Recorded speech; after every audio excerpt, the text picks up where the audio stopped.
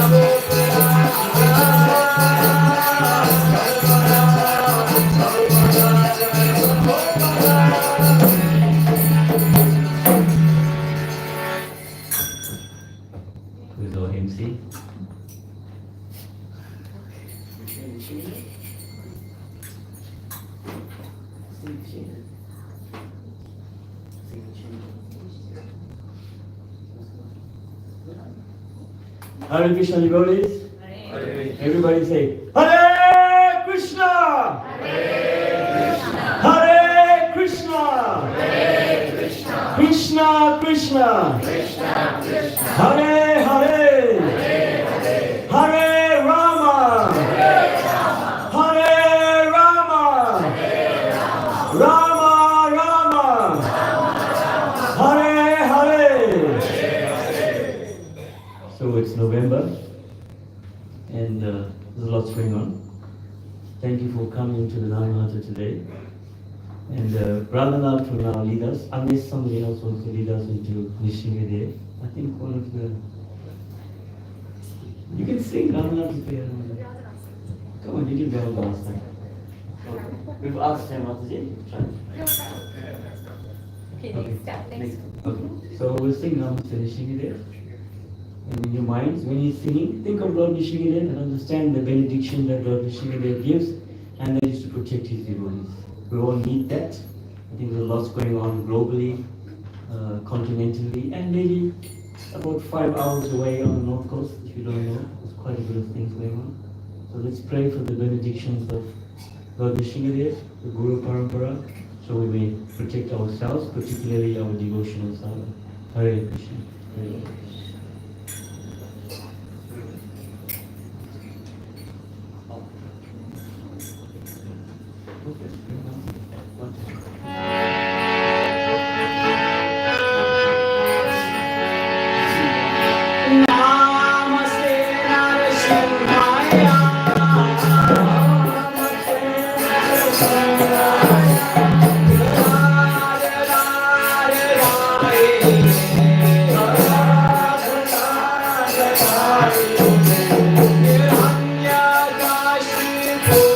Yeah.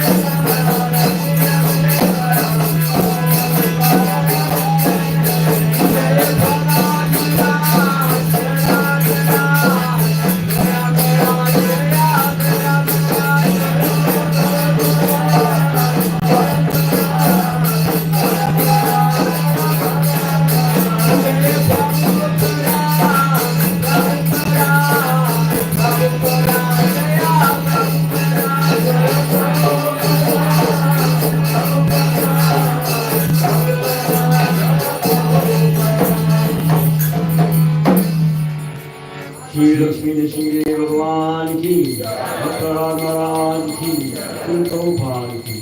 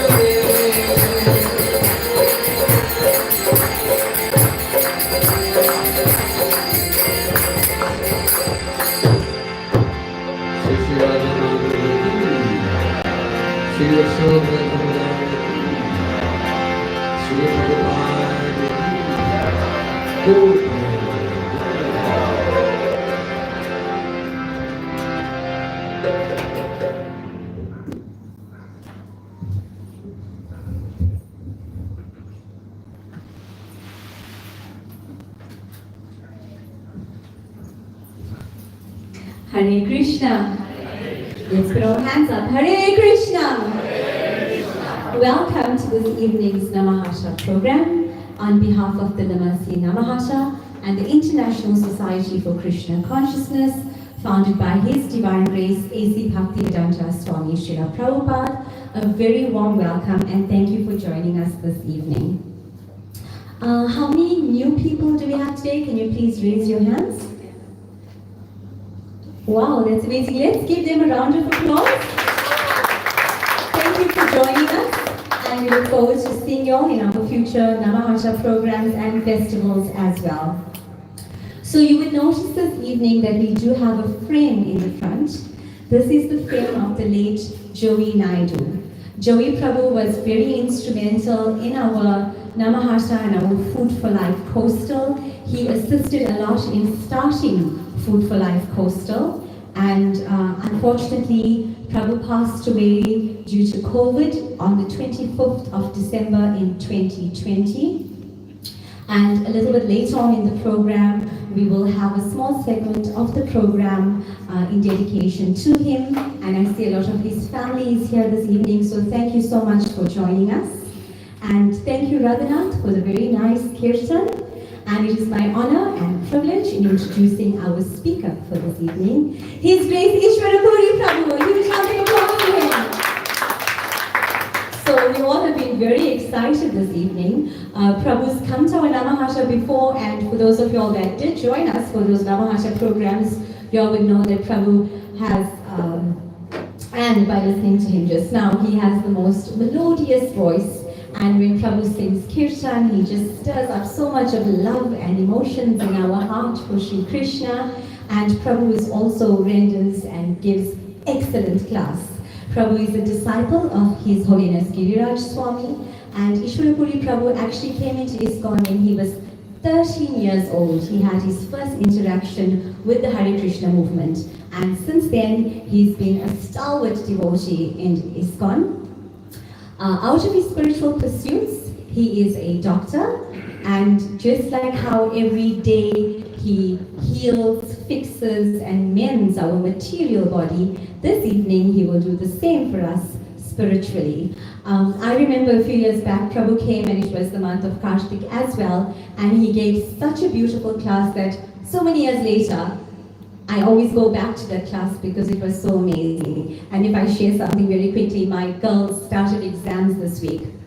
And it was a bit of a stressful week, and I honestly thought that they won't come for Namahasha this evening. So when I asked them, will y'all be joining us this evening for Namahasha? The answer to me was, Mom, we will not miss Ishwara Puri Prabhu's Kirtan in class, not for anything. So let's give Prabhu a huge round of applause.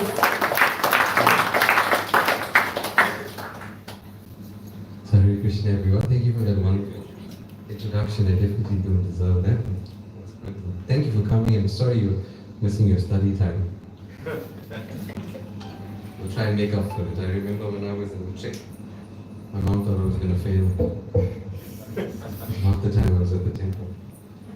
So if you can just give me a second, for some reason we're having...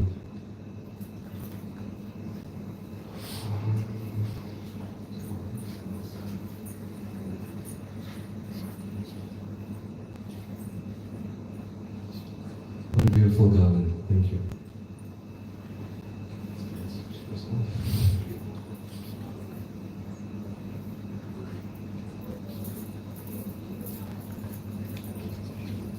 So it's so nice to see so many new faces, and all of the new faces are mostly at the back. And welcome to our Krishna Conscious program. How many of you? So we've seen that quite a few of you are here for the first time. For those newcomers, who's familiar with Krishna consciousness, and who's not so familiar with Krishna consciousness or the Hare Krishna movement? Can you just pick your hand up?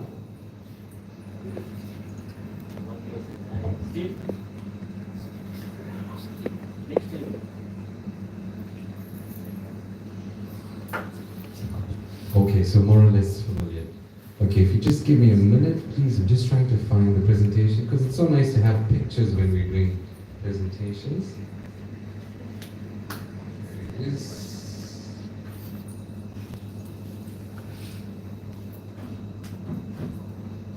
Forgive me, I thought this was downloaded already. For some reason, it's beginning to download now. Alright, so while we're waiting for it to download, we'll read the Mangal Archer prayers. And anyone has an open Bhagavad Gita?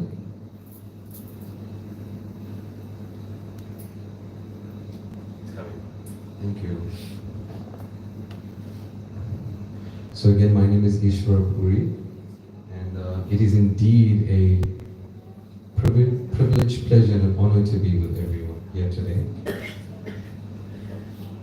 Let's get to our first slide. So we've presented this, we've done this presentation twice. And as you know, repetition is our process. We chant the Mahamantra over and over and over again. And by Krishna's grace, it should appear.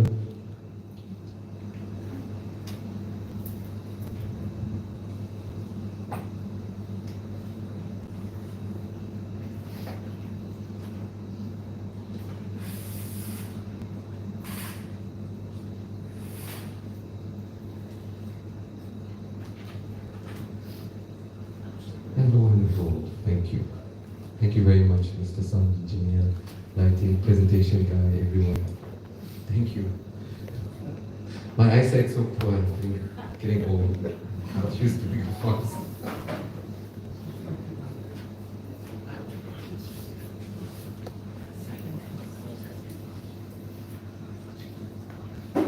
So before we read from Bhagavad Gita or we speak any classes, we usually read prayers to our acharyas, sort of the teachers who have given us this knowledge.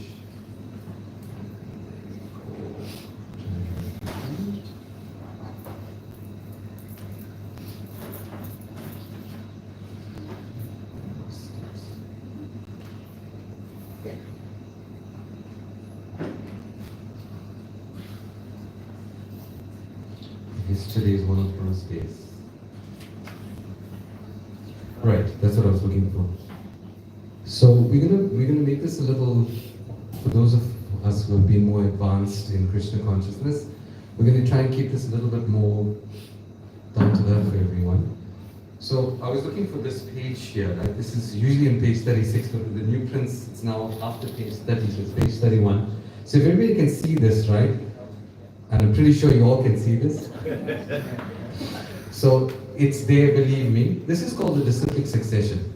We know in the 4th chapter, Krishna introduces us to the verse Evam Parampara Praptam Imam Rajasa Vidur, that this knowledge was given down in a series of disciplic succession, right? And here, number 1 on the list, guess whose name is there?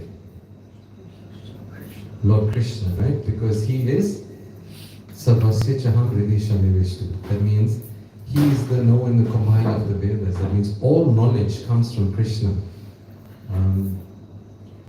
So he, being the fountainhead of knowledge, imparts knowledge to, anyone knows the second person? Can say loudly? Lord Brahma, right? So Lord Brahma is the first living being. So even though he is a demigod as such, Srila Prabhupada, translated the word Deva as demigod. So demigod means almost God.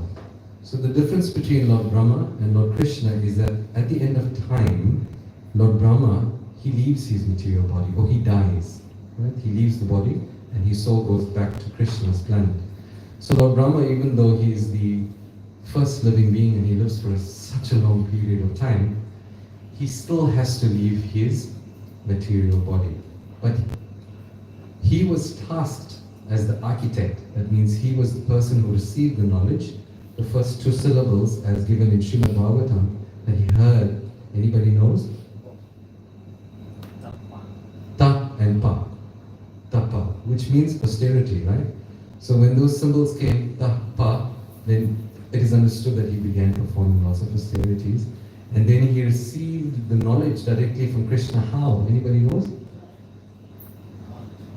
In the heart, how? Through sound vibration from Krishna's flute. So that's the original. It's Krishna imparts this knowledge into his heart like that. So from Lord Brahma, then we know the first disciple of Lord Brahma is Narada. So I've taken this and opened this page so you can understand that what we speak from Bhagavad Gita is not something that's just speculated or thought about. It's knowledge that's coming in a line, and that's what makes spiritual knowledge different from scientific knowledge or material knowledge. So when we grow up in different families and different backgrounds, we generally understand that our knowledge comes from our mom or dad or grandparents, etc. But, like our MC explained, that I became inquisitive when I was around about 13 years, and that, just like you and most of us, I was asking questions. Okay, I know I've got to sit for a havan or offer the suji, or then when I went to church, I was looking at the picture or looking at the crucifix. When I went into a mosque, I was watching all my friends bowing down. And then when I went into the Sai service, I was trying to figure out, okay, love all, serve all, etc. So I had placed and I went to the Divine Life and I went to the sadhana camp, and I was applying my mind at that age to try and figure out, okay, where's this knowledge coming from? I needed to figure out where this knowledge was coming on. And then when I was 13, a devotee came into home, his name was Raghunath Bhatta, and that's when I asked the question. He opened this and he said, okay, knowledge is important, it's got to come in a line. And then he quoted the 4 lines, right? The 4 bona fide paramparas or disciplic successions, and this is one of them. So this is the Gaudiya. That's it. Brahma, Gaudiya, Madhava, Sampradaya. Brahma in the line of Gaudiya because it's sitting in a lot of Lord Chaitanya's line. And Madhavacharya also is within that line. So that's how we know that this knowledge is very important. Okay, so that was a little beginning. We're not going to be long today because I know everybody's hungry. We're going to base this program on Kartik. So that was for our newcomers. And it was just a little repeat for our seasoned devotees that whenever we receive knowledge, it's very important. Ask the person, where is your knowledge coming from? And if it's not coming in one of those lines from Krishna or God, remember one of the lines comes, this is Brahma's line, right? There's a line that comes from Shiva, there's a line that comes from Lakshmi as well, all right? So, and it's the Kumara lines as well. So you've got to, these are the different lines that can come in. As long as it's coming in that line, we accept it as the word of Krishna. So, let us begin. So everybody can repeat after me. Om Namo Bhagavate Vasudevaya. Om Namo Bhagavate Vasudevaya. Om Namo Bhagavate Vasudevaya. Om Namo Bhagavate Vasudevaya. Om Namo Bhagavate Vasudevaya.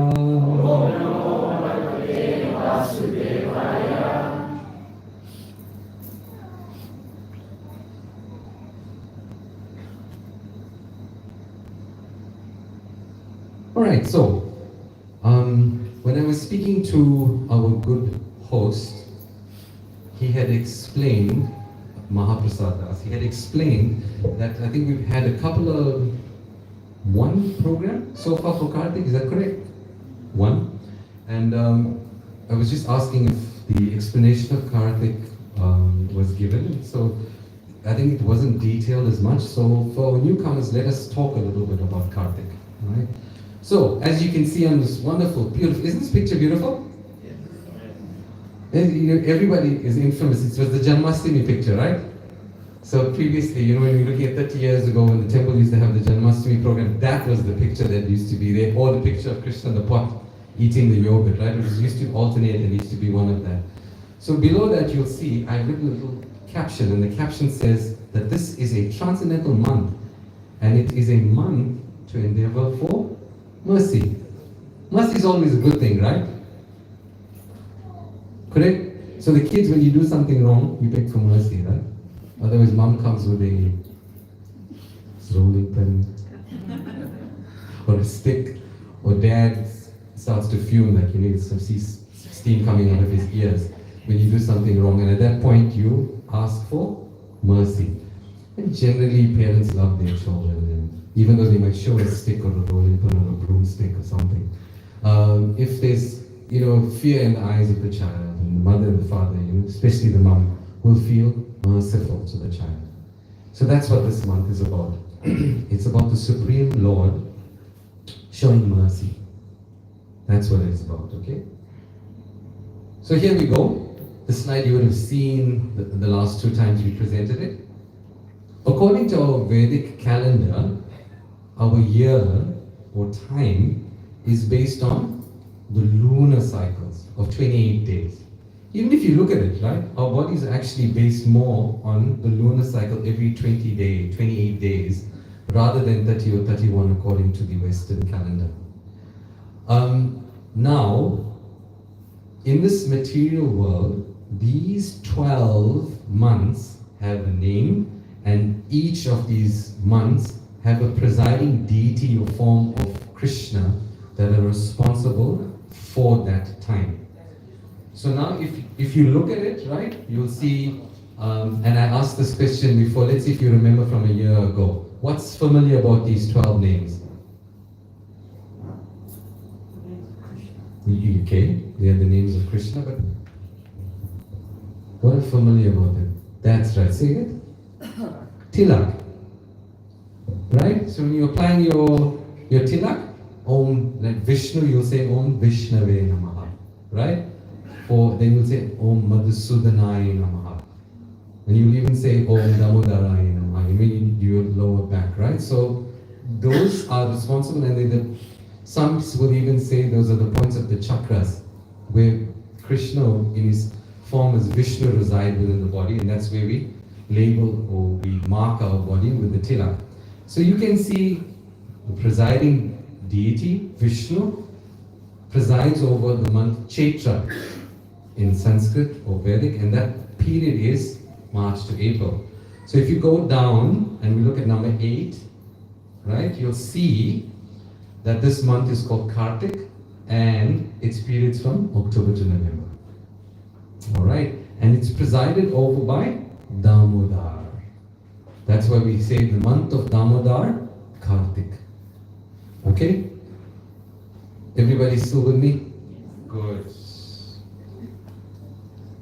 So, let us talk about surrender, right? Because this is a month to do that. It's a month to surrender. And when we get a little later into the pastimes, we're going to discuss about surrender and why we should surrender. Okay, so we're going to read chapter 4. Again, chapter 4, anyone remembers what chapter 4 is entitled? For those of you, quick check. Bhagavad Gita has 18 chapters. 18 chapters of Bhagavad Gita. By a show of hands, who has not read Bhagavad Gita and don't feel shy? Who has not read Bhagavad Gita? 1, 2, 3. 1, 2, 3, 4, 5, 6. So I'm going to suggest something different, Mrs. MC.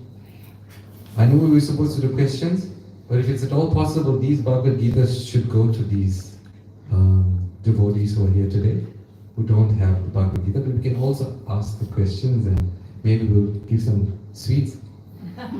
Alright, so please, there are definitely more than 7 there, right? Yeah. You've got to come at the end of the program. Who sponsored these Bhagavad Gitas? Is it Ved Vyas, right? Oh, very good.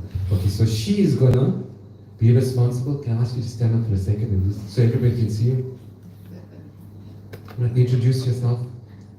Hare Krishna everyone. I'm Ashriya Gopi Devi Dasi.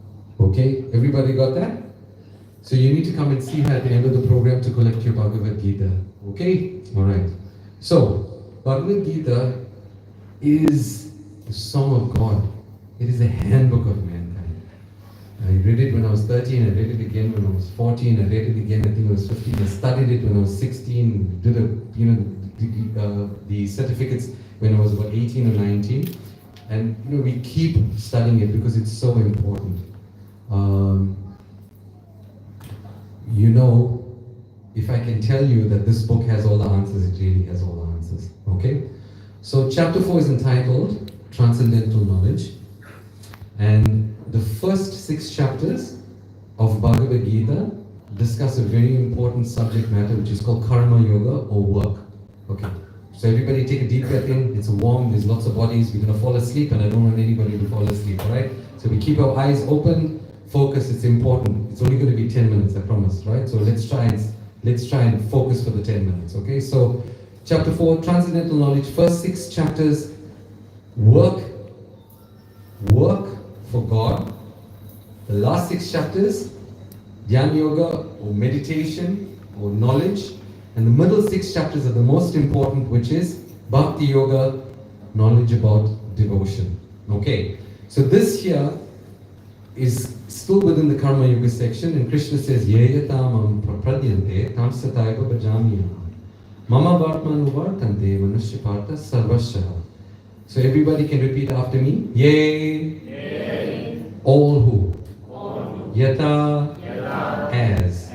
Mam. Unto me. Prapadyante. Surrender. Tan. Them. Tata. So. Eva. Certainly. Bhajami. Reward. Aham. I. Mama. My. Varma. Path. Anuvartate. Follow. Manushya, all men. Partha, or son of Pita. Sarvashaha, in all respects. So the translation goes as follows. As all surrender unto me, I reward them accordingly. Everyone follows my path in all respects, O son of Pita. Now this is such a strong statement made by Krishna. He's telling Arjuna that as you surrender, I will reward you accordingly. Right? So when we take one step to Krishna, then Krishna will take steps toward us. And then he makes another bold statement, and he says that everyone is following his path. So it doesn't really matter which religious system you are following, or which faith you are following. You're still following the path. So we always say that the sun may have different names. Okay? Alright. So what's your correct name? Radha. And what do your friends call you at school? Radha. And what's your surname? Manohar. And your calling name at home? Radhana. Right? So already one young man has 4 or 5 names. It's the same person. Right? So it's the same thing with God. Right? We may call him Allah or Yahweh, JWH, and then it became Jehovah thereafter. But it's still God, right? And Krishna, the word Krishna comes from the Sanskrit word akarsan, or the ability to attract, which therefore means the all attractive. And it's obvious that God is the most attractive person, right? It has to be. Okay. It goes without saying. He must have a magnetic personality, right? Radhanath's attractive, Radhanath's attractive, but he's not the most attractive, right? They're laughing. Alright. So he's not the most attractive because that position is for Krishna only. So Krishna is saying that you may follow different paths, even within a Hindu religious system. There's Sanatana, Arya Samaj, etc. Different. But you follow all the paths, you're still worshipping Krishna. Most of us come from a background where we worship demigods like Ganesh, Shiva, Brahma, Durga, Saraswati, etc. Those parts are even spoken later in the 7th chapter, that Krishna explains that even those who worship the demigods, they have to come. That worship is then given to me. It's at the end of the 5th chapter, 29, the peace formula, that I am the source of everything, and rather the ultimate benefactor and receiver of all sacrifices. So we'll open that verse shortly, and we'll go through to explain about the demigods. So the next part is the purport. We'll quickly read through the parts to this purport. There we go. Everyone is searching for Krishna in different aspects of his manifestations. Krishna, the Supreme Personality of Godhead, is partially realized in his impersonal Brahma Jyotir effulgence. And as the all-pervading Supersoul dwelling within everything includes the particles of atoms, but Krishna is fully realized only by his pure devotees. Consequently, Krishna is the object of everyone's realization, and thus anyone and everyone is satisfied according to one's desire to have him. In the transcendental world also, Krishna reciprocates with his pure devotees in the transcendental attitude, just as the devotee wants him. One devotee may want Krishna as the Supreme Master, another as his personal friend, another as his son, and still another as his lover. Krishna rewards all the devotees equally according to their different intensities of love for him. In the material world, the same reciprocations of feelings are there, and they are equally exchanged by the Lord with the different types of worshippers. The pure devotees both here and in the transcendental abode associate with him in person and are able to render personal service to the Lord and thus derive transcendental bliss in his loving service. As for those who are impersonalists and who want to commit spiritual suicide by annihilating the individual existence of the living entity, Krishna helps also by absorbing him into his effulgence. Such impersonalists do not agree to accept the eternal, blissful personality of Godhead. Consequently, they cannot relish the bliss of transcendental personal service to the Lord, having extinguished the individuality. Some of them were not firmly situated even in impersonal existence, return to this material field to exhibit their dormant desires for activities. They are not admitted into the spiritual planet, but they are again given a chance to act in the material planets. For those who are fruitive workers, the Lord awards the desired results of their prescribed duties as the Ishwara. And those who are yogis seeking mystic powers are awarded such powers. In other words, everyone is dependent for success upon his mercy alone. And all kinds of spiritual processes are but different degrees of success on the same path. Unless, therefore, one comes to the highest perfection of Krishna consciousness, all attempts remain imperfect. As is stated in the Srimad Bhagavatam, Canto 2, Chapter 3, Text 10. Akama sarva kama va moksha kama udaradi divrena bhakti yogena yajite purusham param. Whether one is without desire, the condition of the devotees, or is desirous of all fruitive results, or is after liberation, one should with all efforts try to worship the Supreme Personality of Godhead for complete perfection, culminating in Krishna consciousness. Alright, let's read the verse again quickly. Yayatama prapadyante tam sadaiva bhajamyaham mama vartana vartante manushya partha sarvashaha. As all surrender unto me, I reward them accordingly. Everyone follows my path in all respects, O son of Pritha. So, what's so special about Kartik? So this month is the month of the Makhan Chor, the butter thief. Everybody knows that Krishna loves Makhan, right? So previously there was no Magimix and Kenwood. 5,000 years ago, when Krishna appeared in the holy land of Vrindavan, the ladies with the elderly gopis, they used to churn butter with a mortar and a pestle. So, you know what a mortar and a pestle is, right? It's a big one, it's a wooden structure, it looks like that. So there's a deep dish inside of it, and then there's a stick of wood, and then you have a rope attached to it, and you turn the wood, and there's milk inside of it. And as you keep churning the milk, right, as you're rolling, the milk becomes thicker, it becomes creamier, and it becomes soft butter. So Krishna used to steal this, right? That's why he used to call him Makhan Chor. There you can see it. So that's the other Janmashtami picture that used to be advertised, right? Okay. So Lord Krishna and Balaram would steal butter from the home of the other gopis. There you can see them, right? They going into the cellars or the areas that the ladies used to keep the cool butter, and they used to drop the butter everywhere, and they used to eat as much as they can. And Mother Yashoda couldn't understand why. She really couldn't understand why, because she is the queen of Vrindavan, right? Correct? Nanda Rani. And Nanda Maharaj, the king of Vrindavan, is synonymous with owning so many cows. 1 million plus.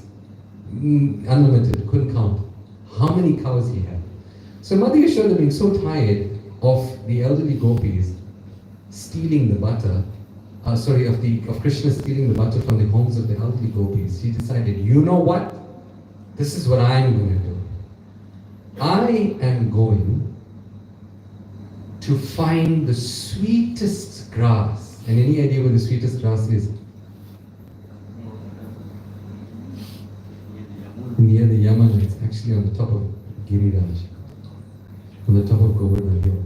So I'm going to find the sweetest grass, and then I'm going to find the finest cows that Nanda Baba owns, and we are going to feed the cows the sweetest grass. And she did that. And once she did that, she personally went and milked the cows to make sure that the cows were filled with love and affection by her touch. And she collected the milk, and she personally went and churned that milk into butter. So it's explained by Sanatana Goswami and Jiva Goswami in the Darshan commentaries, that the sound, right, of the mortar and pestle turning, that's dug dug dug dug, is the sound of the mridanga, right? And the sound of her bangles is this turning, sound the cartels, and she would sing. So that was Transcendental Kirtan, right? That's the first Harinam, Sankirtan recorded, right? So that's happening, with all her effort, she's turning this milk and it becomes the cream, and then she stores it. And what happens? There we go. These boys, they go, they eat till their heart's content, so they can't eat anymore. And then they take the pots, they break the pots, and they feed this butter to the monkeys. And at that point, when their stomachs are completely full and they can't digest anything else, Mother Ishwara walks in and catches them, and she's saying, What are you doing, What are you doing? All this love, all this affection I have put, and what are you doing? And Krishna, being this naughty boy, see, your butter's not so tasty. Look. And remember, the monkeys have now also ate till their full content, right? So he takes the butter and he gives it to feed the monkeys, and the monkeys are going, no. No. When you're going to a devotees program and you had like 16 rotis and you've got nothing left, and somebody else comes and puts a spoon of transcendental beans curry or butter paneer, and you're going, no. It's not because the prasad's not good. It's what do the boys do? Mother Yashoda, you can see a stick in her hand, they decide to hightail it out of there, right? And they are running like you cannot believe. And there's Mother Yashoda. She's chasing after Krishna with so much of love and affection. So much of love. And you'll see that she's got this beautiful braided flowers, right, on her hair. And the flowers are seeing Mother Yashoda holding them. Remember, in the spiritual world, everything has a personality, right? Everything is a personality. And Mother Yashoda is holding the stick, and these flowers go, gosh, I don't want to have anything to do with this. Krishna going to be hit by a stick? No. And so the flowers are falling out of her hair, right? And she's running and running. And remember, she's larger in size, and Krishna's a young boy, and he's like, weaving and running everywhere. And Krishna's looking back. He's looking back, and he can see, okay, I need to turn here, I need to turn left, I need to turn right, just to avoid that stick, because he doesn't want to get hiding. And then Mother Yashoda starts to look very anxious. So much of anxiety on her face, and so much of perspiration falling from her head. And Krishna can't bear to see that. So much of endeavor she's putting to capture the Lord. Who can capture God? No one. How can you capture God? Only through love. And the ultimate source of love is Mother Yashoda. How much greater than a mother's love for her baby? So seeing Mother Yashoda's great endeavor, Krishna allows himself to be caught. Then, so there you see the mortar and pestle, right? And you see Krishna tied with ropes. So Mother Yashoda then, so she's caught him, she takes him next to this mortar and pestle, and she gets the ropes, and she starts tying. And she starts wrapping, but for some reason the ropes are not touching each other. She can't form the knot to tie him. And it's always 2 finger lengths, like 2 inches, too short. Now, knowing full well that this is Nandarani, Mother Yashoda is the queen of Vrindavan, we understand that there are over 1 million cows. So can you imagine how much of rope there must be? But yet, the Supreme Lord cannot be bound. So she's endeavoring and endeavoring and endeavoring, and again more anxiety and more sweating. And Krishna sees this love. In her heart, she's saying, I give up. I surrender. I can't do this anymore, So she's not thinking, what's going on here? I have 1 million kilometers of rope and I can't tie my boy. He must be something special. She's not thinking that. She's thinking, no, there must be something wrong with the ropes. There must be something wrong with this. But again, in the Digdarshan commentary, it is explained that there is a reason why it's too short. One is that the first inch that we have to take is our endeavor or our attempt to love or fall in love with Krishna. And the second is that when we choose to fall in love, Krishna has to reciprocate by giving some mercy.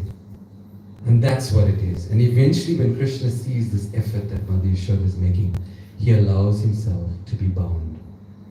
So a quick background as to why this pastime occurs. Yes, it's a transcendental exchange. The highest exchange is because, Bhakti Brihad Maharaj always says that this butter is the medium of love. That is it, It's the medium that allows this pastime to occur. Many years prior to that, the sons of the treasurer of the demigods, is Kuvera. So one may know that the treasurers are always wealthy, that they have a lot of wealth. So the sons of this treasurer Kuvera, their names were Nalu Kuvera and Manigriv. And you can know that generally the two sons of a wealthy man are going to be very spoiled rotten and have everything. So as you can see that they were once in the heavenly planets frolicking with beautiful damsels and taking intoxication, and their spiritual master Narad Muni happened to walk past. And they were so intoxicated that the girls offered respects to Narad Muni, but these boys, they were so intoxicated, they didn't understand. Narad Muni is a transcendental spaceman, and always, whenever he keeps a curse at the back of his mind. Guru is heavy, but heavy for a reason. In being heavy, the Guru shows mercy. So he cursed them and he said, "You rascals, you don't want to wear clothes, you want to expose yourself, and you offend your spiritual master in such a way that I curse you to be born as two trees for the rest of your life." And they couldn't have it. So they sobered up very quickly. That happens, right? When you get shocked, you sober up very quickly. So they sobered up and they offered respects and they said, "My dear spiritual master, please be merciful." So he said, "Okay, I can't take back that curse, but you will take birth as two trees, but you'll take birth as two trees in the courtyard of that Nanda Maharaj, who is the father of the Supreme Lord Krishna. And in due course of time, Krishna himself will come and he's going to perform this pastime. And you are going to be involved in this pastime and he will liberate you." So for 100 celestial years, they stood in the courtyard. And Krishna, after Mother Yashoda left, he pulled the mortar and pestle, he pulled. It got caught behind these two trees that were in Nanda Maharaj's courtyard. And he pulled and they came down. And when they came down like thunderbolts. They were extremely loud. And at that point, the two sons revealed their heavenly forms and they offered transcendental prayers to the Lord. And it is explained that this pastime of Krishna delivering Nalukavera and Manigriv represent the arrogance and pride that can come from puffed up aristocracy. That means, okay, I think I'm of high birth or I have a lot of wealth and I can become proud. And as a result, this is what can happen. But if you surrender, Krishna will come personally and deliver you. And it is stated that when Maharaj Nanda heard this, he ran to the courtyard and there he saw Krishna tied up. And he was very upset. Very upset. And so he personally opened the ropes and the pastime then transcendently ends. So, in this month of Kartik, we can understand that it is so important to make our endeavor. Make our endeavor. So these are some things that are recommended that one could do. The translation, as given, we see that Kartik, or the month of Damar, is the best and purest of purifiers and the most glorious of all months. And the effect of performing a vow in Kartik or Kartik Vrat is equivalent to performing it for 100 of lifetimes. And these are the things that we should do. So Kartik ends on the 15th of November. So it's now the 8th of November. We have 1 week left. If you haven't been doing this, please do the following. Every day, offer a little lamp or diya to Krishna, and we can sing the Damodarastakam, which we're going to do now, which glorifies this pastime. We can also remember Krishna by doing Harinam, more Kirtan, chanting more, then hearing from scripture, whether it's Bhagavad Gita, and we should associate with devotees. We can also make sure that we're eating only Krishna Prasad. We can take vows to eat a little less. These are some of the things that we said. They say that we should read Shikshastaka, read Rupa Goswami's books, offer a lamp to Tulsi, make nice offerings, vegetarian preparations to Krishna, and perform some nice austerities or vows. So it is said it's like a transcendental sale, you know, like Black Friday, right? So if you're looking for that fridge and all of a sudden that same fridge that was 7,000 rand is now 4,000 rand, right? Or if you're looking for a washing machine or a TV, the TV was 18,000 rand and all of a sudden now it's 9,000 rand, it's like 50% off. So it's said like this month of Kartik is a transcendental spiritual thing. So whatever benefit you make is actually 100 times more. So if you chant 1 round of the Maha Mantra, it's equivalent to chanting 100 rounds. So that doesn't mean you must only chant 1. Okay? You should take the opportunity to do more. We're going to end this class now. Okay, we're going to take a little bit more than 10 minutes. I do apologize. I just want to highlight something which is very, very important. In this day and age, it is practically impossible to perform so many things. You know, perform so many rituals, go to the temple every day, you know, bathe in the holy places, visit, etc. But Krishna has given us a very, very simple process, and Srila Prabhupada himself, who's our founder Acharya, speaks about this throughout all of our scriptures. The Maha Mantra, Hare Krishna, Krishna Krishna, Hare Hare, Hare Rama, Rama Rama, Hare Hare, is the greatest way that we can free ourselves from suffering and anxiety. And I don't think there's anyone here who's free from anxiety, right? You know, our children may be unwell or sick. You know, we might have difficulty paying the Itiqueni bill with all the back payments that they came, and the electricity bill is now 10 times what it used to be. So lots of anxiety, lots of anxiety. So the greatest way that we free ourselves from anxiety is by engaging in the chanting of the Hare Krishna Maha Mantra. Anybody can do it. Even a child can do it, right? So I ask you all today, on this most auspicious day during Kartik, to take a vow that you will all chant the Maha Mantra if you are not chanting. If you can do 3 Maha Mantras a day, for those of you who are studying, do 3 Maha Mantras a day. So get up in the morning, doesn't matter if you're not vegetarian, or you're taking alcohol, or you're smoking cigarettes. This Maha Mantra will purify you. Take it from me, I've been doing it for 30 years. It definitely works. So please try your best. The best way to chant is on beads. So my beads are there. Radha, you stand up for me, you turn that way, and you show everybody your beads. Yeah. This is beads. So that's a bead bag.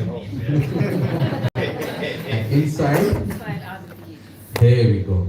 So each, that's called a japa mala, and it has 108 beads.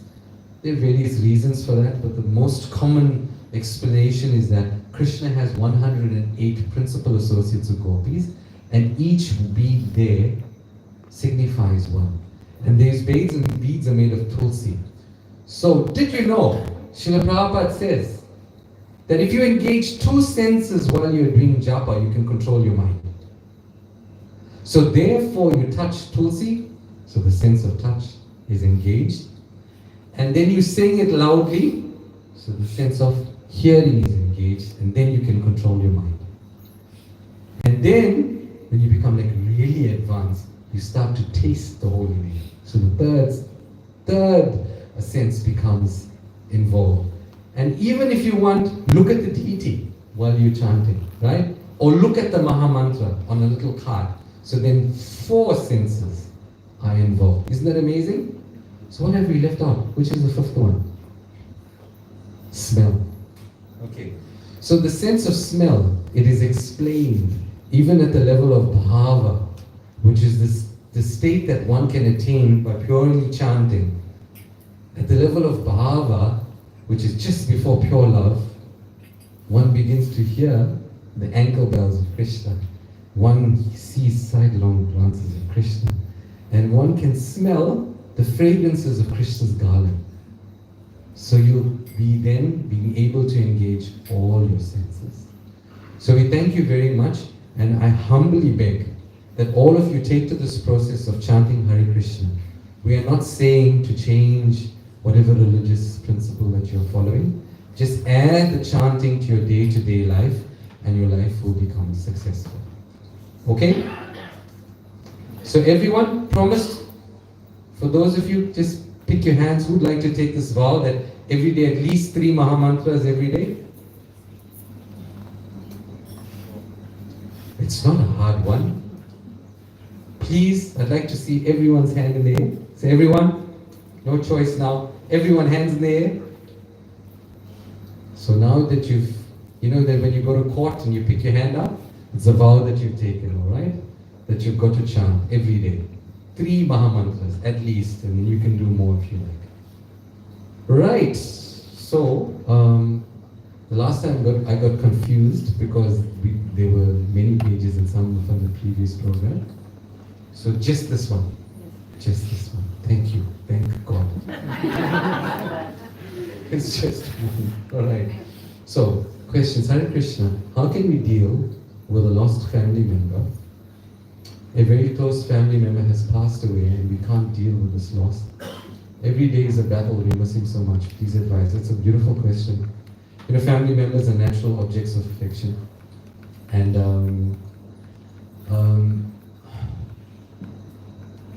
so Krishna explains in the 2nd chapter, text 13, Dehenosmin yata dehe komanam yoganam jana tata dehantara prati dhiras tatra namoyate.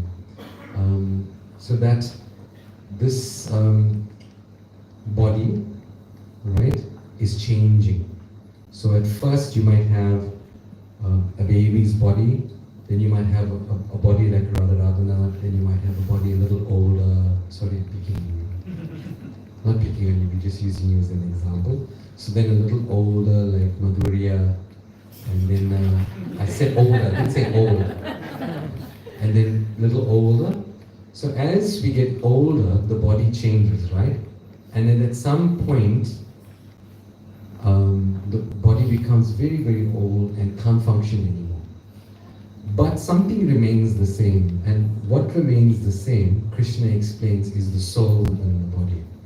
So a sober person, dhiras tatra namoyate, dhira means sober, is not bewildered by such a change. So we have to understand, yes, that our loved one has changed bodies, and now has changed bodies even within the same body. But at the time of death, the soul has left now, and then we would have had a funeral, there would have been a coffin, but everybody would have been lamenting that he's gone or she's gone, but the body was still there. Exactly the same, right? So we know that the soul has gone. And depending, and again Krishna explains in the 8th chapter, Antakala chamam imam smaran muktva kalevaram, that whatever you think of at the time of death, that body will attain in the next life. And then he says, Yam yam bhapi smaran bhavam tyajati anti kalevaram, that whoever thinks of me attains my abode. So that's why we're asking you to chant. It's a practice So when the time or life's final exam, the time of death comes, you're already practiced, and it's easier to think of Krishna or easier to think of God. So then you break the cycle of birth and death. That means you don't take birth here anymore. You don't have to pay any, don't have to study for exams anymore. Is that amazing? Right? You don't have to pay any bills anymore. You don't have to go up, get the kids ready every morning for school. You don't have to work. You don't have to listen to your boss scream at you. You don't have to deal with the Tipperary municipality anymore. You don't have to deal with your internet service providers anymore. I mean, it's an amazing thing because everything works on a transcendental level. So coming back to the question is, how do we deal with the loss? It's very simple. You take shelter of the holy name. Hare, Krishna, and Rama means the following. Hare is the invocative form where you ask Krishna, you approach Krishna. So it's approaching Radharani. And Krishna, we said, is the most attractive. And Rama means the source of all pleasure. Lord Ram, source of all pleasure. So therefore, when we chant the Mahamantra, and that's important, know what you're saying. We're saying, my dear Lord, who is the most beautiful and attractive person, and the source of all pleasure can free us from anxiety. Please engage me in your humble service. How much more simple prayer is that? That's what you're saying. And by doing that, it is explained that Nama, Rupa, Leela, non-different. That the name of Krishna, his form and his pastimes are non-different. So when one perfects, it's like saying, Cheta Darpana Marjana, that as you keep on chanting, the dust covering the mirror of your heart starts to eradicate and it goes away. And you can see the true reflection. So to help this person, that's the first thing you should do. Because remember, that person still exists on a different platform. We don't know if our family members may have been thinking of Krishna or God at the time of death. We don't know if they've gone back to Krishna's planet. It's not as simple as, okay, he died and he or she's gone back. We always think that, but that's not the case. We've explained Krishna says, whatever you think of at the time of death, that state you will attain. And it's not necessary, it's very difficult. If you think about it, right? If somebody comes to you with a gun, you're going to go, Ma! Right? You think of your mother maybe. Right? If you really love your husband or wife, you might think of your spouse. Very hard to think at that point of God. Unless you've been practicing. Correct? So it's like an exam. When you hit that final exam, the test comes. If you haven't been learning your textbooks, that's going to look all foreign. Similarly, actually knows, right? So similarly, if you don't practice chanting, when the time of death comes, you're not going to remember Krishna. And therefore, it is stated that you can even take birth in an animal form. So if you behave like an animal through your life, it means if we become attached to eating meat, taking intoxication, having illicit relationships, you will take birth as an animal. That is there. So to prevent that, we ask everyone to take to the process of chanting Hare Krishna, and at the end of your life, you'll remember Krishna. Then, once you do that for yourself, that means you're chanting regularly for yourself, then you chant extra for the person who has passed away. And that's very, very, very important. So I personally do that. I do 2 rounds every day for family members that have passed on. So you should do that.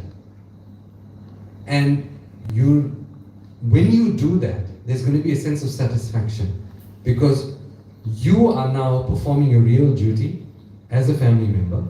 And secondly, that person who's passed on receives unlimited spiritual benefit. And whatever position they may be in, they will become free because they're receiving the credits of your spiritual activity. The next thing that you can do is also offer food stuff. We generally we come from a Hindu background and we're familiar with the month of Pitarapak. And what's become ridiculous nowadays is that, oh, he liked Stuyvesant. Oh, he liked bells. And you start offering these abominable things to your family members that have passed on, which will bind them more to the material platform. which will create havoc in their consciousness. The right way of doing this is given in the first chapter, text 41 of Bhagavad Gita. And in the purport, Srila Prabhupada says that the devotee who is offering foodstuffs to Krishna and only eating prasad doesn't even have to perform these rites of offering food to their forefathers, because they are automatically liberated to the process. The right way of doing it is obviously offer nice vegetarian foodstuff to Krishna first. You know, we understand that when we offer to God, it becomes prasad or mercy, and then take that transcendental foodstuff and then offer it to your family member who has passed away. And that's important. The next thing you can do is offer a lamp on their behalf during Kartik. And you can also do special Annadan ceremonies, which is you go to the temples and you give the name of the person who's passed away, and the deities will be offered that puja on the person's behalf. So there are many, many things that can be done from a spiritual point of view.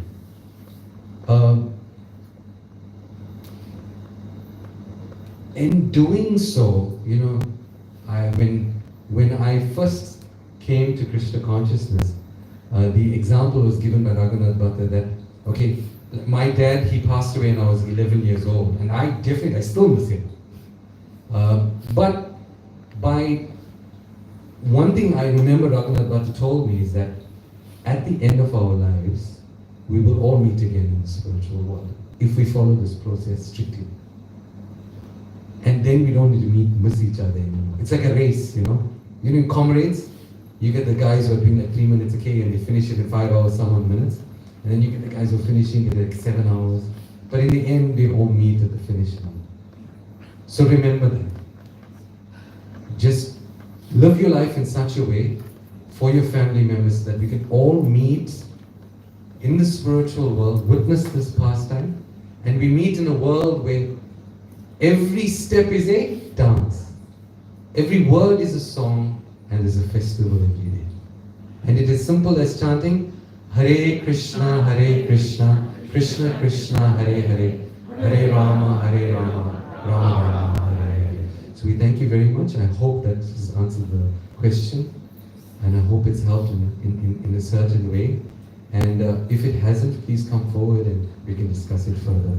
So we thank you very much for hearing so nicely, and I really appreciate it. It is truly an honor and a privilege that you've all come in such wonderful numbers on a Friday evening to hear something about God. Very few people do that.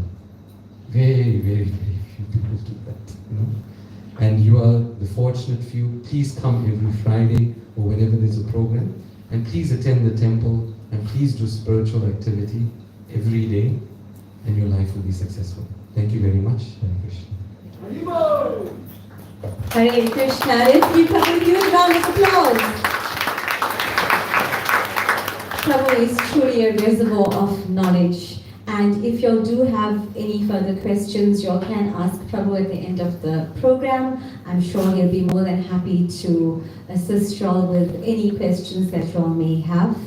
As I said previously, when I introduced Prabhu, he is an amazing speaker. And thank you so much, Prabhu, for making time to be with us at Namaharsha this evening and immersing us in the glories of the month of Kartik, in the glories of Lord Damodar, because for those of you all that are here for the first time or hearing about Kartik for the first time, I'm sure it's been very, very informative. And for those of us that have been observing Kartik, it's been a very good reminder as to why we observe Kartik and the importance of Kartik. So thank you once again, Prabhu, and we look forward to seeing you again here at the Namaharsha. So let's show Prabhu how much we like it back by giving him the loudest round of applause ever.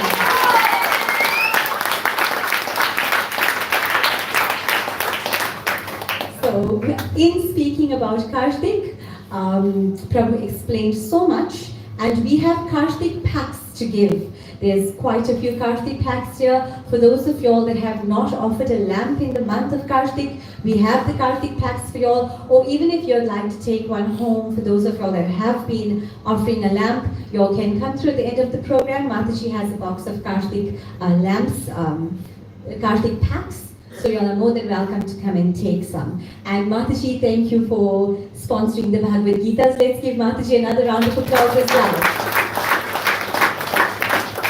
And yes, Lord Krishna is very, very merciful in the month of Kartik. We also have Vedavyas Prabhu that has 5 lovely gifts to give, and he's going to come forward and he's going to ask 5 simple questions, and he's going to, sorry, Prabhu. So Prabhu's going to explain to you all what his 5 gifts are, and you all can decide who's asking the questions.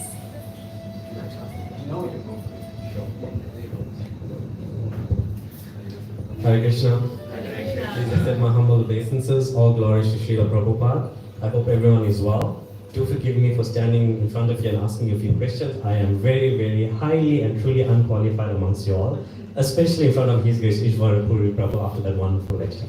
Thank you, Prabhu. That was so informative. My anxiety levels are 10 times the amount. So a couple of months ago, I went to India. It was my first trip to India, and it was so beautiful. They say that when you go to India, you lose your heart in Vrindavan, and that's basically what happened to me.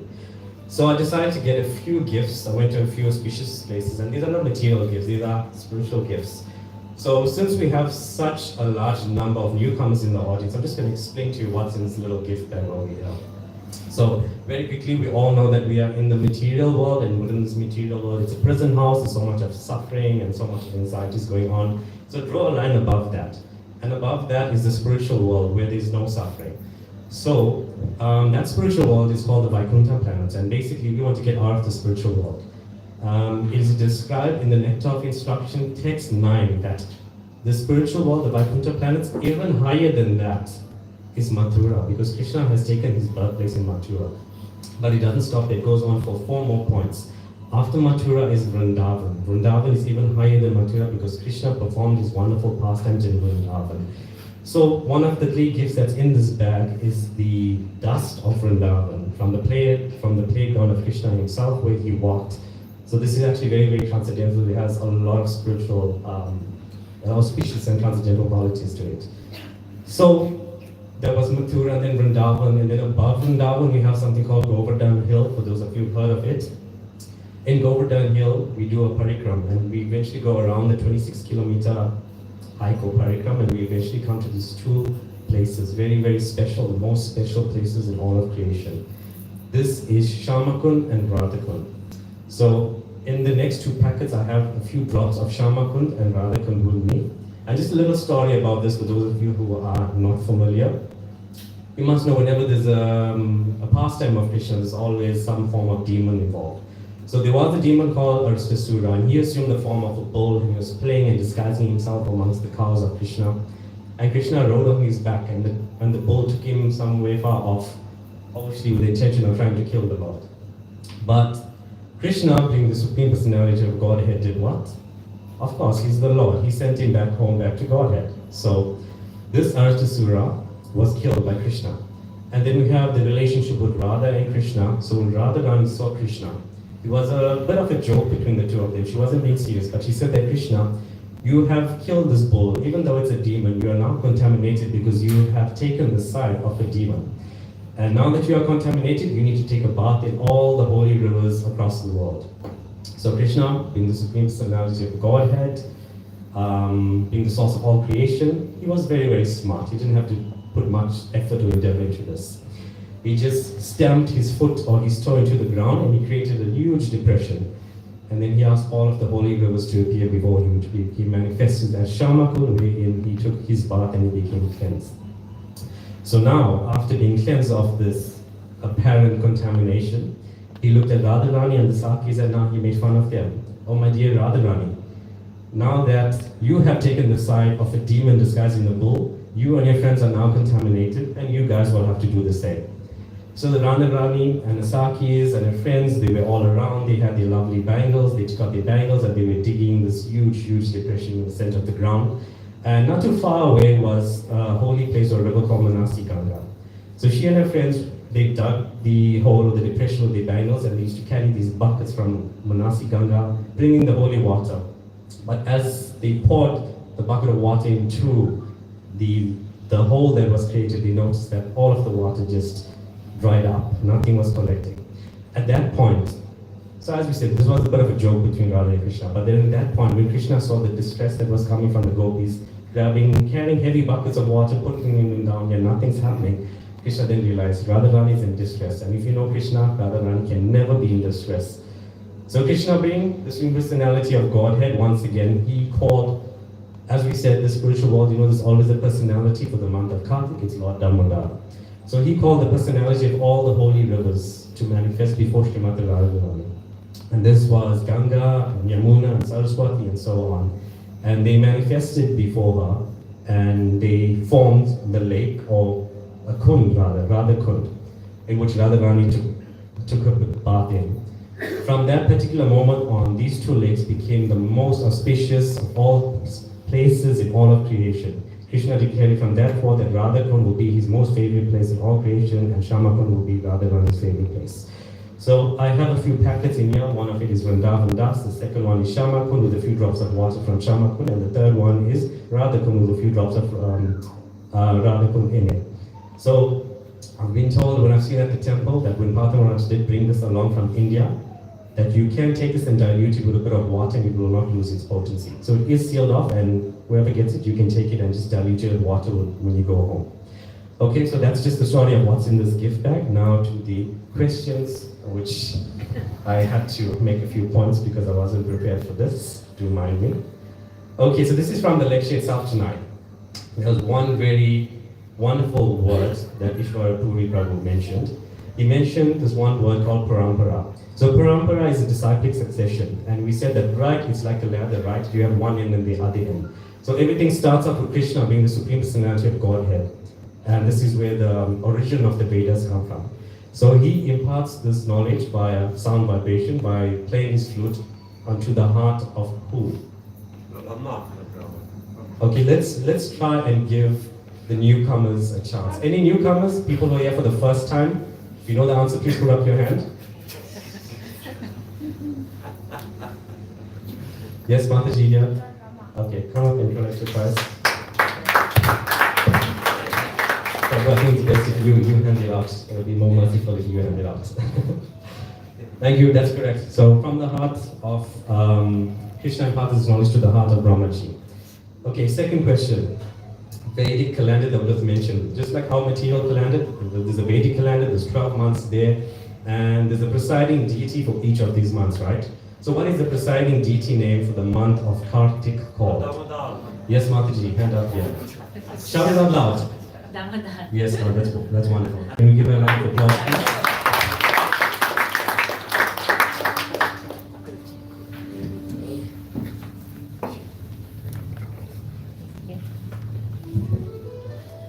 Hi, Krishna. Thank you very much, Mataji. Oh. Thank you. The next one from we have pieces to come from the back. So no shouting on Yeah. that. The next Okay. answer has to come from the back. Somebody from the back. Hands up, yeah. Okay, by instruction of our senior devotees, no shouting out answers. This answer has to come from the back half of the crowd, where everyone's hiding at this point. Okay, so it was mentioned that there is our wonderful book, Bhagavad Gita, the Song of God. And a very simple question, how many chapters are there in Bhagavad Gita? It was mentioned tonight. So let's see someone at the back. Yes, you with the glasses, Mataji, I saw you. Yes, that's wonderful. 18 chapters. Come to the front and collect your gift. Very well. Maybe meet halfway. I'll meet you halfway.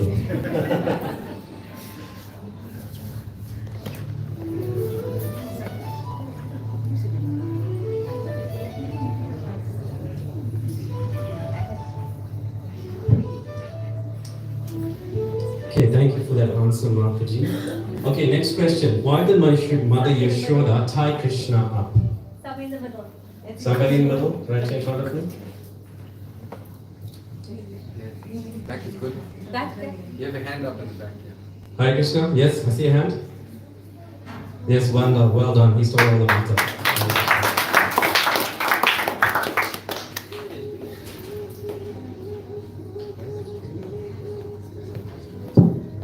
Okay, so I think I'm on number 5. This comes from the word of the name Krishna. So a reference was made to this in comparing Radha Radhanath to Krishna. So what does Krishna mean? Yes, Mataji? Yes, it's wonderful. All attractive. Thank you very much. Okay, so those were our 5 questions. Thank you very much for participating. Hare Krishna.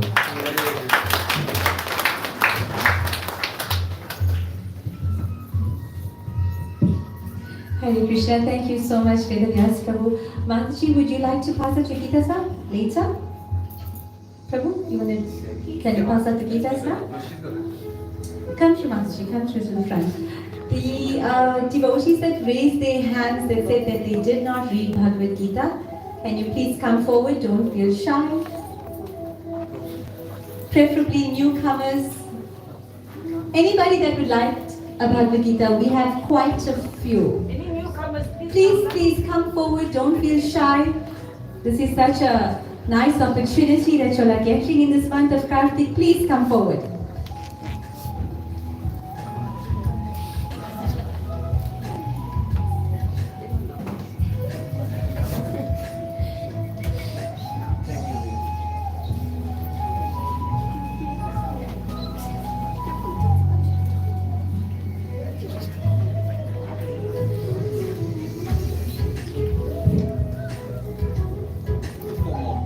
We have 4 more Bhagavad Gitas.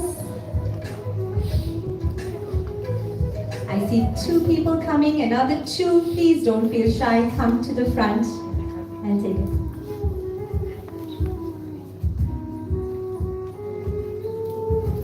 Due to time constraints of the program, we won't do the Kartik packs like this. We'll be giving each person due to time constraints, but please feel free to come through after the program for your card packs. 1 more. We saved the best for last. There we go.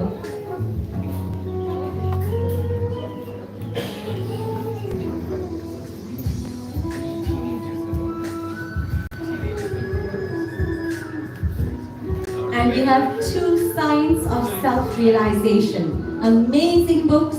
In fact, when you take your spiritual life more seriously and you look for initiation, if you want to take shelter, this is one of the books that you actually study as part of your Bhakti Sadachar course. 1 more. Signs of Self-Realization. Amazing book. Life-altering. Young pretty girl with the red, I think Shabnam. Come through, Shabnam.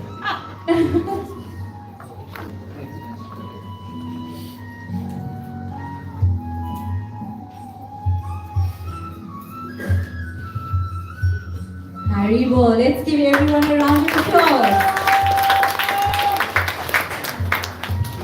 Thank you so much to everyone, and thank you to our 2 very generous devotees that have sponsored guests.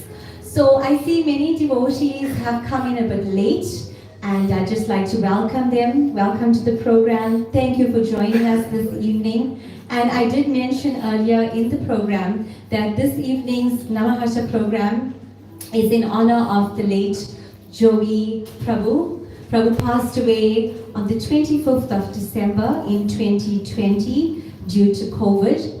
And Prabhu was very instrumental in starting Food for Life Coastal. And since then, Food for Life Coastal has grown so much, and it's become such a strong organization as far as assisting the hungry and providing sumptuous meals for the needy. So we would like to thank Joey Prabhu for that till eternity, for all that he's done for Food for Life Coastal. And a lot of Prabhu's families are here this evening. And I would like to call Joey Prabhu's cousin, Candy, forward, as she would like to share a few words about her cousin.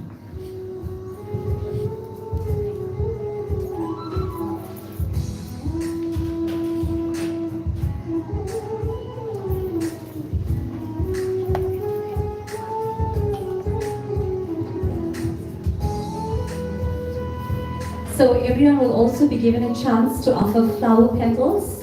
When we're doing Guru Puja, you can also offer a few of your flower petals to Prabhu's frame in the front. Krishna, and good evening to everyone gathered here today. We are here to celebrate the life of a truly remarkable soul, my cousin Yugen Naidu, lovingly known to us as Joey. Today, as we gather for the Food for Life Coastal program, we honor not just his memory, but the unforgettable impact he made on our lives and our community. Joey was born on 28th of June 1988, and from that very moment, he brought an abundance of joy into our lives. Although he faced the heart-wrenching loss of his dad at just 2 years old, Joey's spirit remained steadfast. He was blessed to be raised by his loving mother and two adoring sisters, Daphne and Valerie, who nurtured him into a compassionate and wonderful young man. During his high school years, Joey distinguished himself as a member of the Representative Council of Learners, where he showcased his early commitment to leadership and advocacy for his peers. Even as a youth, it was clear that Joey had a profound desire to uplift those around him. Upon completing his matriculation, he joined the South African Police Services, where his sense of responsibility blossomed. Joey became the backbone of his household and extended his support and love to his community. His journey within the police service ultimately led him to the esteemed role of commander of the Trans-International Crime Investigation Unit, where he worked tirelessly to ensure the safety of others. Joey's heart was as big as his ambitions. He served as the vice chairman of Food for Life Tongaat, an organization dedicated to nourishing those in need. Recognizing the pressing issues in the communities he served, Joey seamlessly brought the SAPS into community projects, bridging gaps and fostering connections between law enforcement and the public. He believed in the power of unity and action, advocating for a safer and more supportive community for all. As a committee member of the Muruga Temple in Great Village, Joey embodied the values of compassion and service. His commitment to philanthropy was not merely a duty, it was his passion. Through his work, he taught the youth and volunteers from diverse backgrounds. Through his work, he taught the youth and volunteers from diverse backgrounds the true essence of humanity under the Food for Life umbrella: to give selflessly, to uplift one another, and to receive blessings in return. Tragically, we lost Joey to the global struggle of COVID-19 on 25th December 2020. While our hearts ache with his absence, we are eternally grateful for the love and light he shared with us. On behalf of the Naidu family, we extend our heartfelt gratitude for this opportunity to honor our beloved son, brother, uncle, and friend. A special thank you to Food for Life Coastal for hosting us in this beautiful tribute to Joey's legacy. Joey left behind more than memories. He created a path of generosity and compassion that we as his families are committed to following. His spirit lives on in the hearts of those he touched as we strive to continue his work, believing that together we can build a better tomorrow. Let us remember Joey as a blessed and joyful soul. Today, we gather to celebrate his life and the lessons he imparted to us all. Thank you for sharing this special day with us. Hare Krishna and God bless.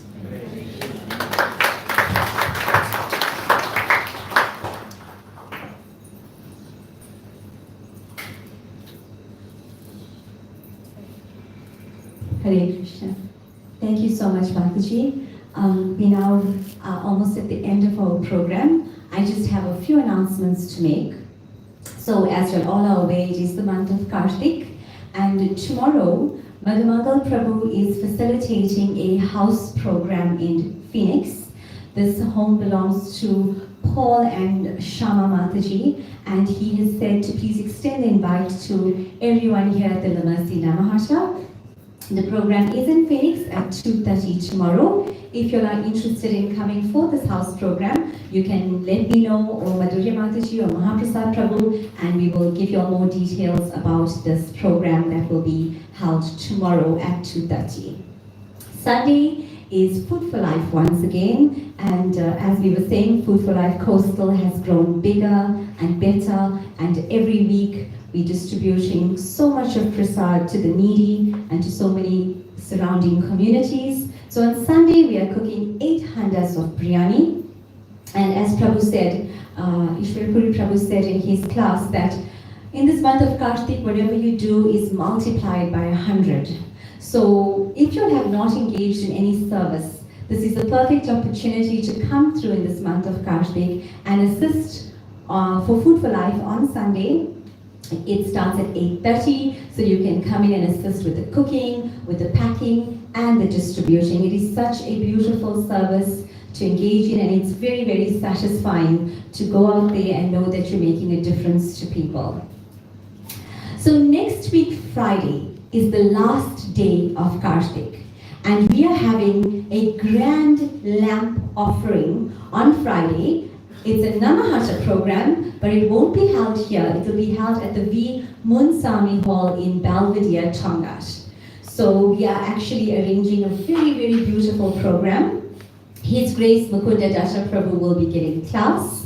Chakradhari Prabhu will be rendering kirtan. We have dances and sumptuous prasad and the opportunity to offer your final lamp for the month of Kartik.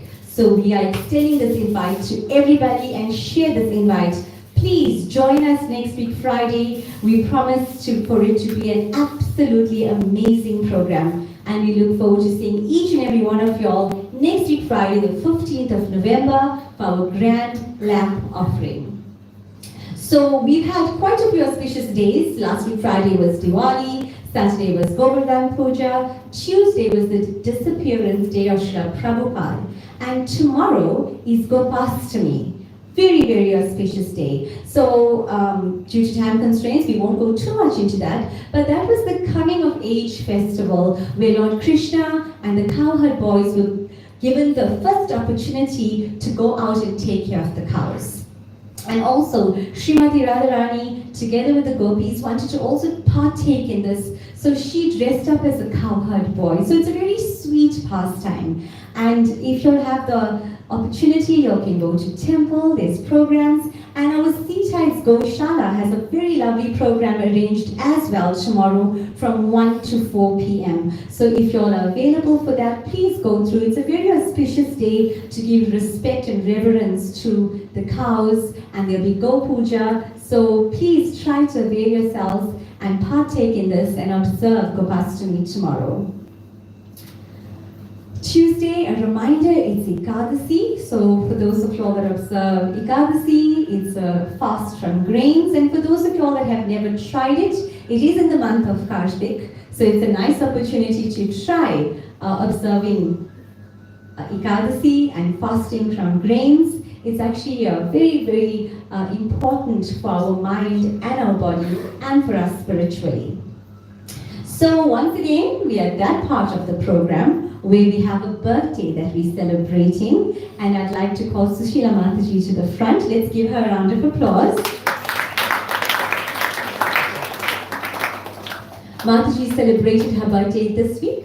It was this week, and she's actually such a wonderful devotee. She comes to our Namahasha all the time. She's always assisting with Food for Life. She has a lovely set of twins that she brings along, and she's got other kids as well. When they are here, she brings them. So it's such a lovely family, and we feel so privileged that she's also joined us at the Namahasha. So Mataji, on behalf of all of us, we wish you a very happy birthday. May Lord Krishna bless you abundantly, and may you have a very happy Krishna conscious year ahead. So we're going to have the happy birthday song.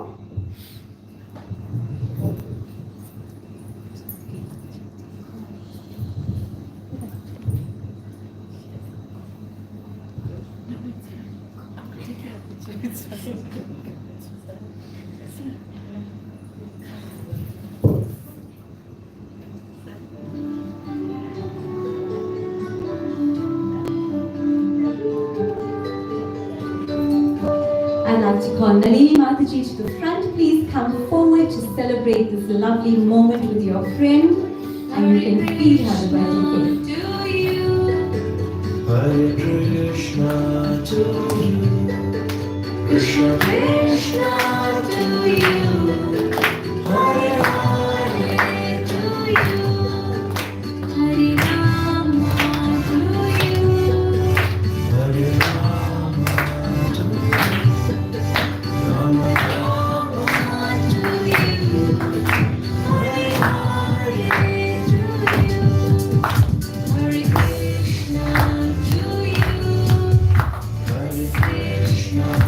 Krishna.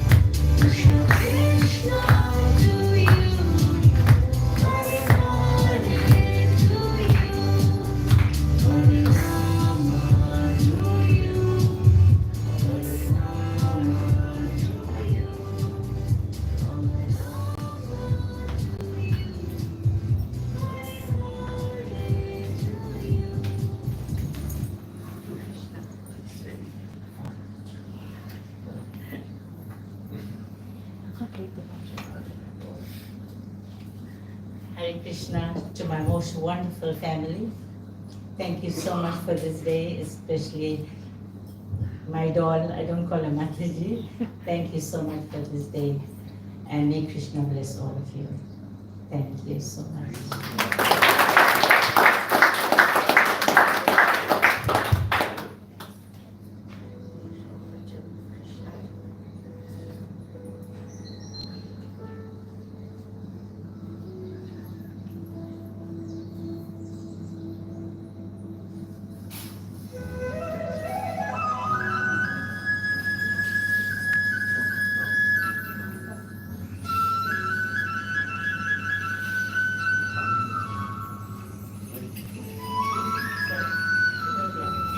It's okay with this.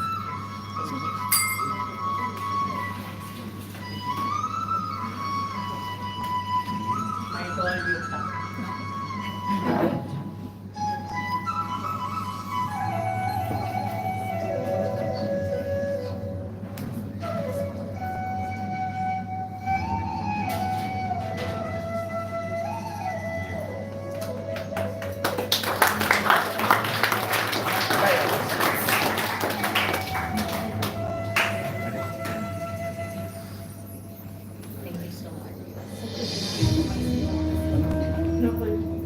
Hare Krishna. So we're now reaching the end of our program. Just a quick reminder, the Mercy Namahasa has a YouTube channel. So please subscribe to that if you haven't, and like our Facebook page as well. We'd like to grow steadily. And we can only do that with everyone's love and support. So please do that. Subscribe to our YouTube channel and like our Facebook page. So we're now coming to the end of our program. We will have Aarti that will be performed by Rasaraj Prabhu. Thereafter, we'll go straight into offering of lamps. Once again, due to time, we will go into the lamp offering, and we'll also do Guru Puja, offering of the flower petals. So you can take your lamp and take your flower petals. Otherwise, it will mean we'll have to redo the entire line again. So you all can pick up your lamp and your flower petals at the same time. Offer your lamp, offer your flower petals, and like that we can continue. So thank you once again to each and every one of you for coming this evening. It is so nice to see so many people here, and we truly appreciate it. We constantly need your love and support, and it feels so good to see everyone here with us. And we look forward to seeing you all next week Friday as well. So thank you once again. Safe travels back home. May we all rise for Aarti. Hare Krishna.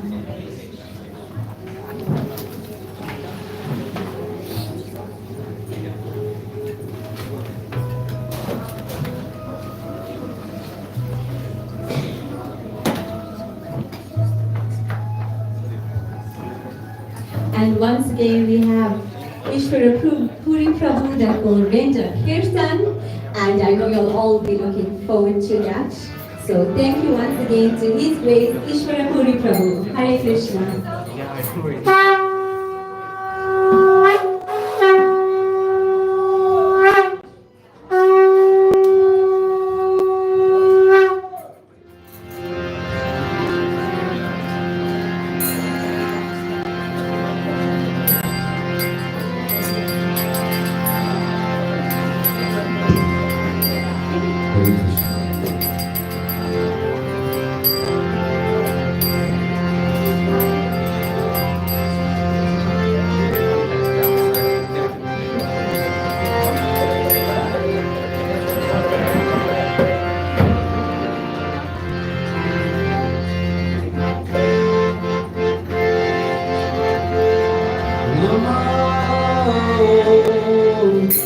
Sumadaya, Krishna Krishna, Guru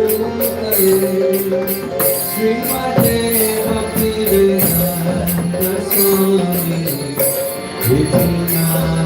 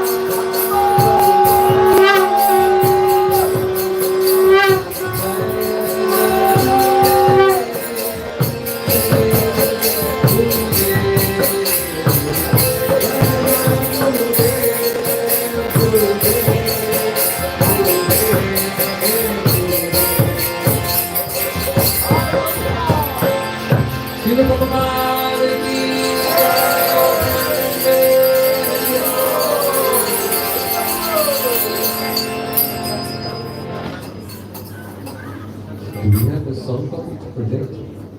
Everybody follows?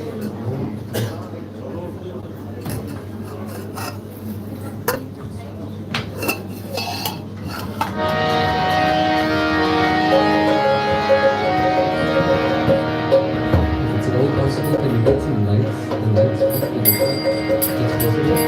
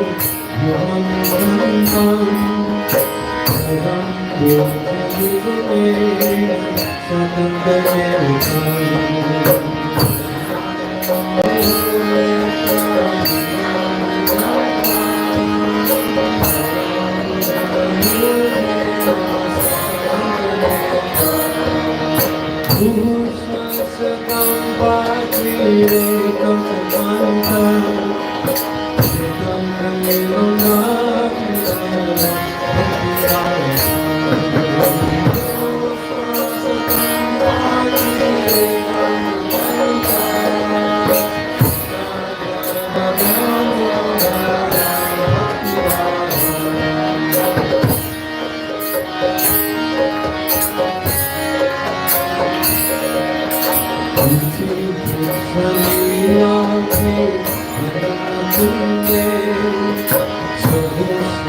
you.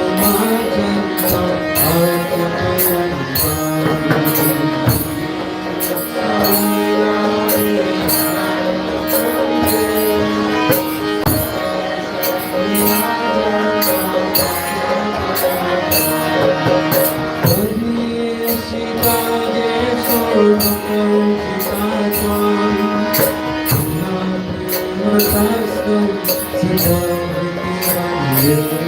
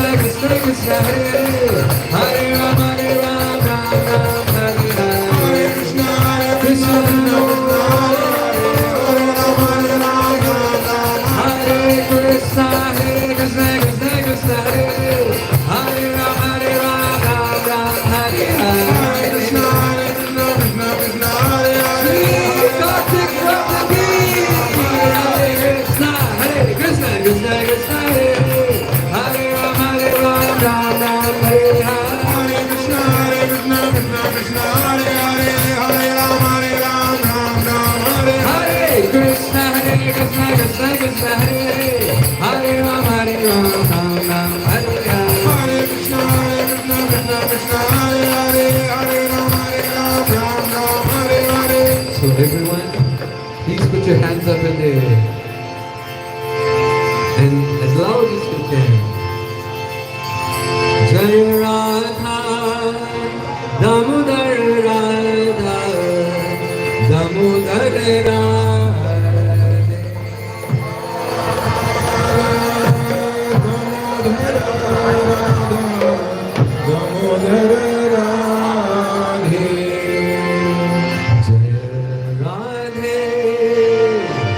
Jayo Radhe,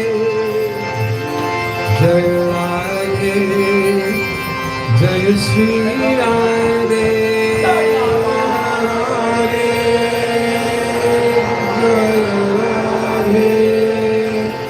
Jayo Radhe, Jayo Shri Radhe, Jayo Radhe, Jayo Radhe, Jayo Shri Radhe, Jai Radhe, Jai Radhe, Jai Radhe, Shri Radhe, Jai Radhe, Radhe, Jai Shri Radhe, Jai Radhe, Jai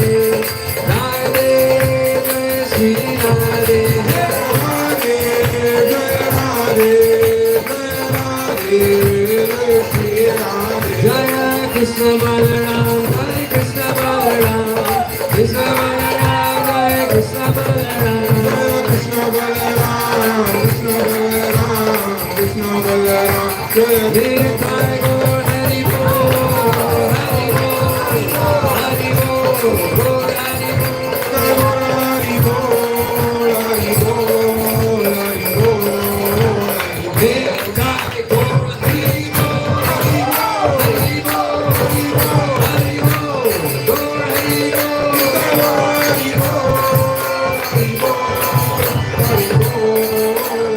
Jai Jai Prabhupada,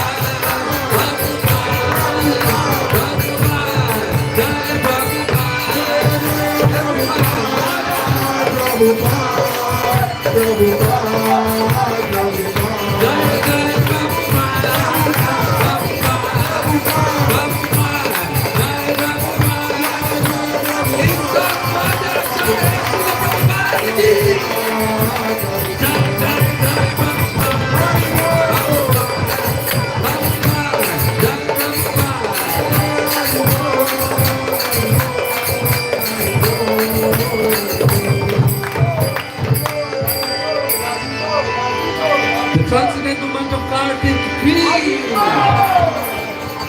Kartik Bhakti.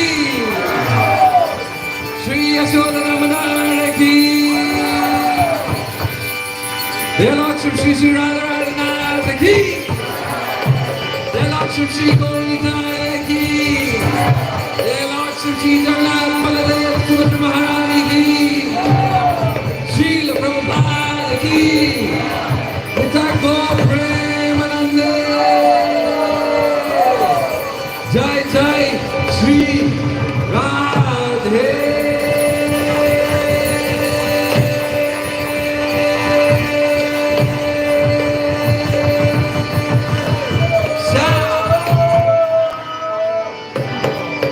All glories to the Assembly Lord. All glories to the Assembly Lord. All glories to the Assembly Lord. All glories to Lord Sri Shri Shri Gaur Shri Gaur. All glories to Shri Gaur. You